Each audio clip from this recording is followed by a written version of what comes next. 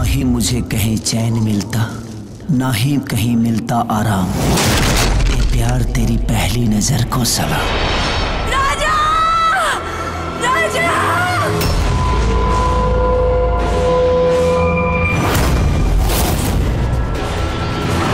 माई के लाल, बाबूजी के बेटा, हनुमान के ध्वजा, कन्हैया के बाजा, प्यार से हमरा के लोग कहला राजा। राजा जानी हमर चढ़ल जवानी बटे रसवा से भरल हो।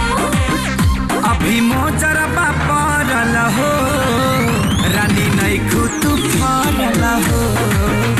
अभी मोजरबा परल हो, रानी नैखू तू फरल हो। मजनू तो हमरा प्यार में पागल बा। तुझे कायनात का नूर कहूँ या अपना गुरूर कहूँ। ए माई, हमके पढ़ाई करे के बा।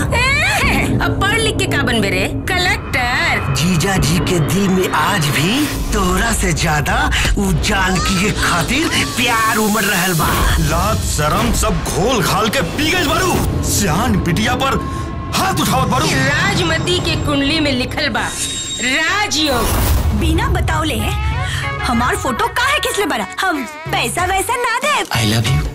वीडियो कैमरा वाला, तो वीडियो कैमरा वाला, वीडियो बनौले बाबरा में। तो वीडियो कैमरा वाला, वीडियो बनौले बाबरा में। जोन तूफान अचानक आवेला, उ बड़ा तबाही मचावेला।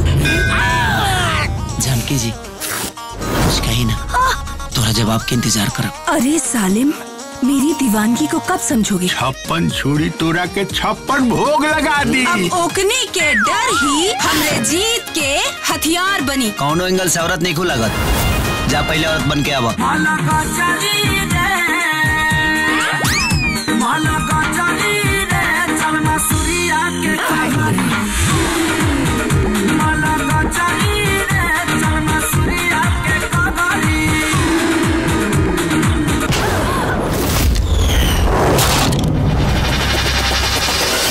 तेरा प्यार सिर्फ दिखावा है। केतना इलन राजा, ओकर बजा देनी हम बाजा।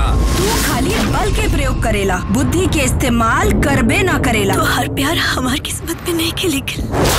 जहिया हमके बना ले बकनिया खियाई चटानिया, ए राजा धनिया के। जहिया हमके बना ले बकनिया खियाई चटानिया, ए राजा धनिया के। हमार बेटी की जिंदगी खराब होके से बचा ले। ना तो तू लोग के कोनो हैसियत बा, ना कोनो औकात। अखिया लड़ाल जब से, कुछ कुछ होला तब से। जान जान ले गईलू, करे जास काढ़ के हकाढ़ के। दीवाना दिल फील करे लागल तोहरा प्यार के। दीवाना दिल फील करे लागल तोहरा प्यार के। राजा खाली जानी से मोहब्बत करेला। या तो तू अपने आप के समझा ला, ना तो हम समझाइब ना, ये तोरा सेहत खातिर महंगा पड़ जाए।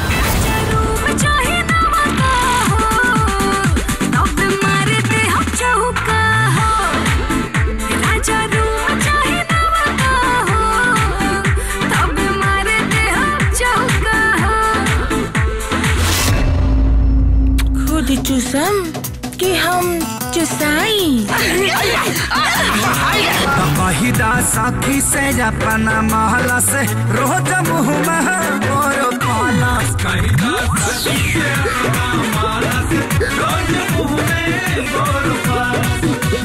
तोहर मोहब्बत के चांद देखे से पहले ग्रहण लग गए। शास्त्र और समाज त रिश्ता जोड़े खातिर बनल बा पंडित जी, रिश्ता तोड़े खातिर।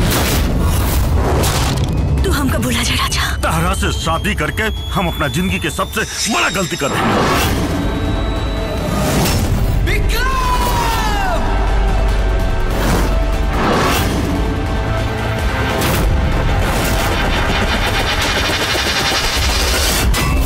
मेरे नसीब में सिर्फ जानकी है और उसे तू क्या, दुनिया की कोई भी ताकत बदल नहीं सकती।